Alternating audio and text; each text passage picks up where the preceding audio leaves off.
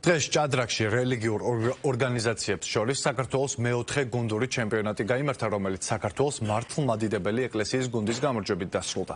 მეორე ადგილი საქართველოს მუსლიმთა სამმართველოს წარმომადგენლებმა დაიკავეს, მესამე ადგილზე კი ევანგელურ-ლუთერული ეკლესიის გუნდი გავიდა. გამარჯვებული გუნდები თასებით, მონაწილეები კი საპატიო დიპლომებით დააჯილდოვეს. შეჯიბრში სულ 8 რელიგიური კონფესიის გუნდი იღებდა მონაწილეობას. ყოველწლიური ტურნირის ორგანიზატორები რელიგიის საკითხთა სახელმწიფო სააგენტო და საქართველოს ჭადრაკის ფედერაცია არიან.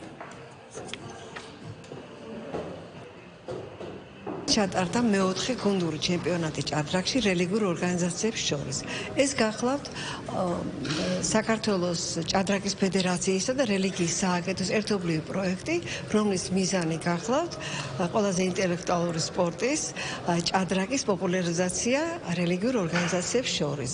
ჩემპიონატში დღეს მონაწილეობა მიიღო 8 რელიგიურმა ორგანიზაციამ, 3 გამარჯვებული ყავს. შეჯიბრება გაიმართა წრიული სისტემით 7 ტურად, სადაც ყველა გუნდი ერთმანეთს შეხვდა.